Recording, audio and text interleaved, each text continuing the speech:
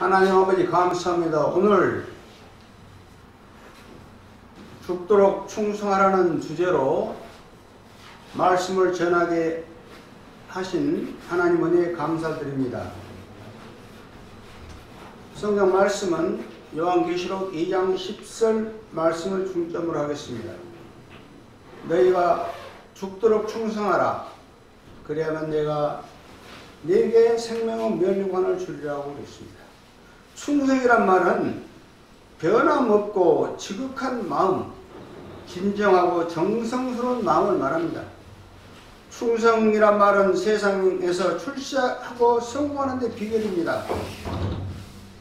부모에게 충성하고 직장이나 회사에서 충성해야 되고 군대에서도 승진하고 충성을 해야 됩니다. 그러나 인간 사회에서 충성은 배신이 있습니다. 우리가 충성을 했을 때 충성받은 사람이 배신하는 경우도 있습니다. 그러나 영적 세계에서 우리와 하나님과의 관계에 있어서 충성은 배신이 없습니다. 하나님은 1.1획도 변함이 없고 우리에게 은혜와 사랑과 복을 주십니다. 성경 고린도전서 4장 1, 2절 말씀에 우리가 그리스도의 종이요 하나님의 비밀을 맡은 자로 여길지니라. 하나님의 비밀을 맡은 자에게는 필요한 것은 충성이라고 했습니다. 갈라디아서 5장 22절 23절에서도 성령 9가지 열매 사랑과 희락과 화평과 오래 참음 자비와 양성과 충성과 언어와 절제라고 해서 충성이 나옵니다. 성경에서 그러면 충성의 의미는 무엇일까요? 두 가지로 요약됩니다.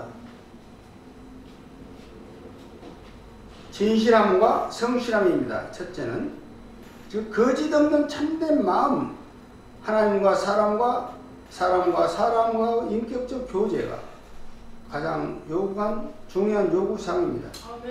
내종 모세가 민수기 12장 7절에서 모세는 온 집에 충성하였다고 했습니다. 여기서 진실하고 성실한 것은 시편 15편 5절에서 성산에 오를 자가 누구냐?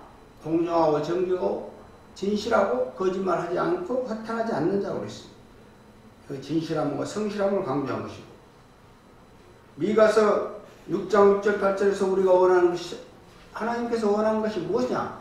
동의를 행하며 인자를 사랑하며 겸손히 하나님과 함께 행동하는 것이라고 그랬습니다. 에베소서 5장 8절에서는 빛의 열매를 맺으라고 그랬습니다. 착함과 의로움과 진실함 이런 것들이 전부 다 진실함이나 성실함이다. 두 번째는 책임감입니다. 우리가 충성한다고 하는 것은 성경에서 특히 충성을 말합니다. 책임감. 성경 말씀은 자기 말이나 자기 맡은 일에 끝까지 책임을 다하는 것입니다. 악한 종과 충성된 종이 나오는데 악한 종은 주님 말씀대로 살지 않은 종입니다. 엘리사의 사원 게하시가 나만이 가져온 것을 탐내고 물건을 요구했습니다. 그래서 재앙을 받았습니다. 열왕기하 5장 26절 27절에 나오고 있으며 반에서 충성된 종은 누구냐? 아브라함의 종 엘리에셀이 아브라함이 명령해서 아들 이삭의 아내를 고향 땅에 가서 선택하라는 명령을 쫓아서 고향 땅에서 리브가를 데려온 것입니다. 그래서 형통의 축복을 받았습니다. 또한 교회에서 충성은 뭡니까? 성도들이 교회 직분에 충실, 교회 직분에 성실하는 것입니다. 주인에게 곧 하나님께 충성스러운 사람이 되어야 됩니다. 또 복음을 전하는 자, 전도를 하는 자가 되어야 됩니다. 즉 주어진 일에 책임을 감당해야 됩니다. 여기에 달란트 비유가 나오는데 주인이 하인에게 1달란트, 15달란트를 줬는데 5달란트, 10달란트를 받은 종은 그 달란트를 이용해서 많은 이익을 주인에게 드렸습니다. 그런데 1달란트 받은 사람은 1달란트 그대로 가지고 있다가 주인에게 줘서 이걸 악한 종이라고 그랬습니다. 충성된, 즉 악한 종아, 너는 아무것도 자신의 것도 주인에게 손해를 입힌 것입니다.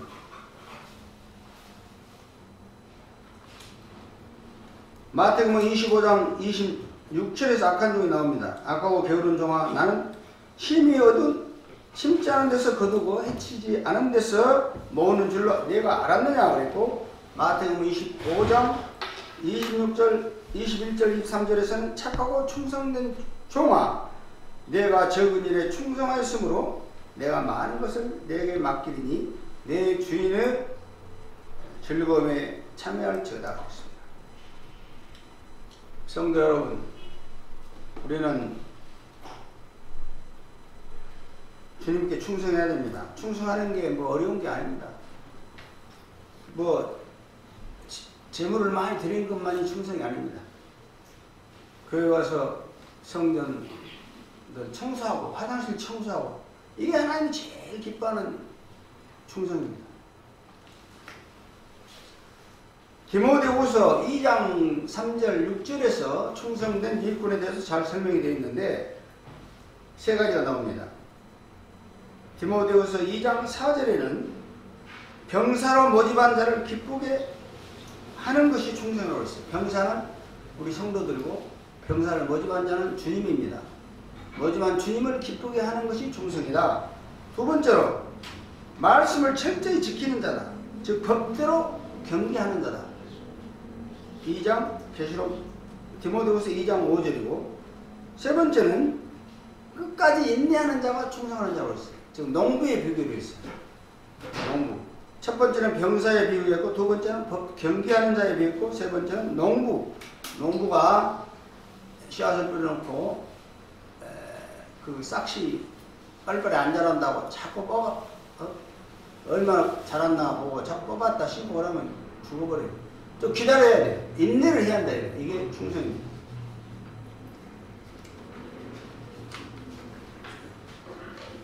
그럼 오늘 저는 요한계시록 2장과 3장을 분석을 해서 충성에 관해서 말씀드리겠습니다.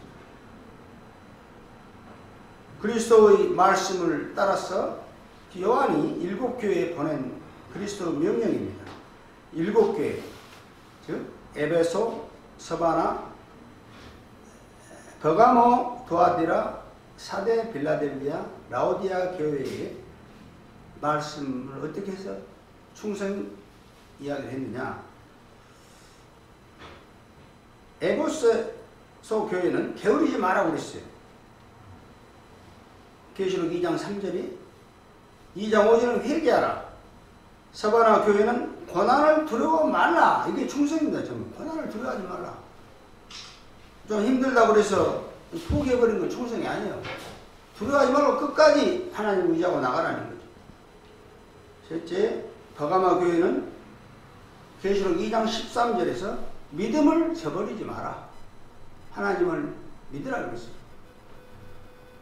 이사야 26장 3, 4절에서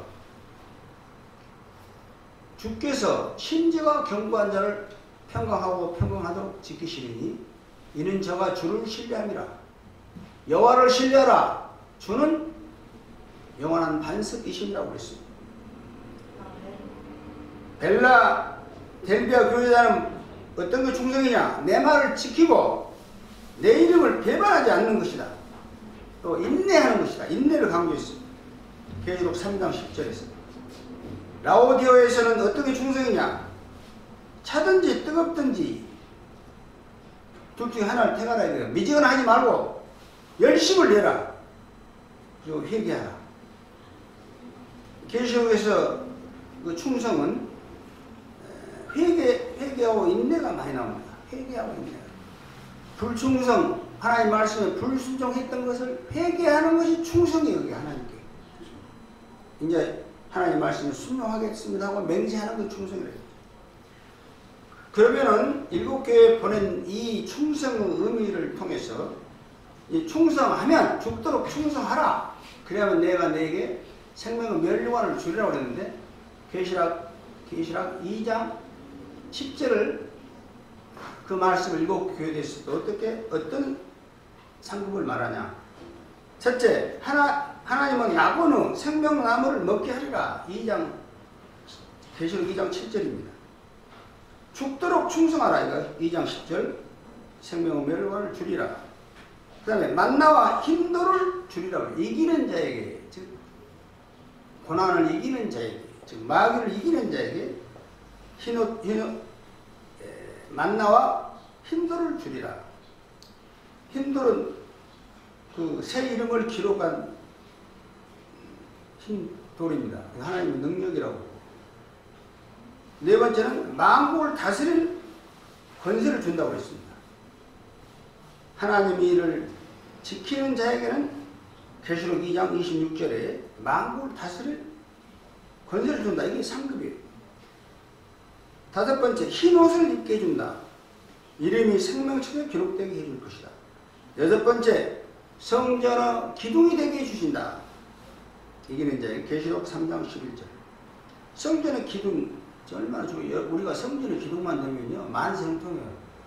성전을 받쳐주는 기둥이 얼마나 하나님의 정말 큰 대들보입니다. 이 성전의 기둥이 되게 해줄 것이다. 자손 만대 축복을 받죠. 성전의 기둥만 되면은. 일곱 번째, 내 보좌 앞에 앉게 하여 주겠다. 내가 아버지 보좌에 앉은 것 같이 너희도 내가 내 보좌에 앉게 해주겠다. 계시록 3장 21절입니다. 우리가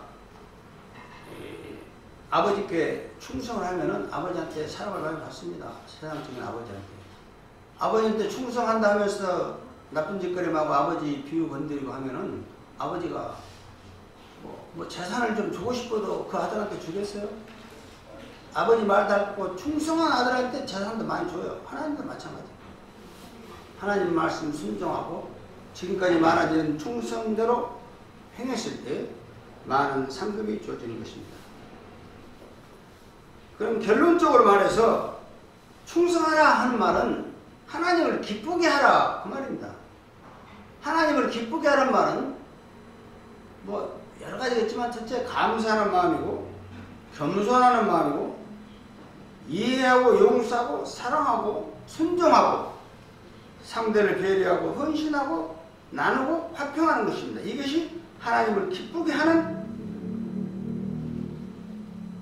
요소입니다. 반대로 하나님을 기쁘게 하지 못하는 것들은 뭐냐면 지금 말한 것들 지금 반대. 감사 반대는 원망 불평, 겸손의 반대는 교만하는 것, 이해 용서 사랑의 반대는 미움 증오, 순종의 반대는 불순종, 배려의 반대는 이기주의, 헌신 반대는 게으름 피우는 것, 나누의 반대는 탐욕, 화평의 반대는 다툼. 이러한 것들은 또 하나님을 기쁘게 하는 것이 못됩니다. 이거는 불충성입니다. 신명기 28장 1절 4절에서 하나님께 순종했을 때 받는 복이 나옵니다. 15절에 68절은 하나님께 불순종했을 때 받는 저주가 나옵니다. 그래서 순종했을 때 받는 복은, 즉 순종은 충성하고 같습니다. 하나님께 충성한다는 말은 하나님 말씀을 순종한다는 그런 복을 받아요. 복을 받아서 생명의 멸류관 많은 상급을 받는 것입니다. 우리 생활에서 만사 형통하는 것입니다. 마태복음 6장 31절 34절에서 너희는 무엇을 먹을까 마실까 육군을 염두하지 말라고 그랬어요. 이는 이방인들을 구하는 것이라. 너희 천부가 이런 것이 너희에게 있으면 아시느니라. 너희는 먼저 그 나라와 그 의를 구하라. 그래야만 이 모든 것을 너희에게 더해 주시라고 했어요. 그 나라는 뭡니까? 그 나라는 하나님 나라. 하나님 일을 하라 이거죠. 자기 일보다 하나님 일을 보세요. 하나님 나라는 먹고 마시는 데 있는 것이 아니라 오직 성령 안에서 의와 평강과 희락이라고 했습니다. 그래서 교회 일을 열심히 하고 직분에 충성해서 주님으로부터 사랑받는 여러분이 되시기를 주님의 이름으로 축원합니다. 아멘.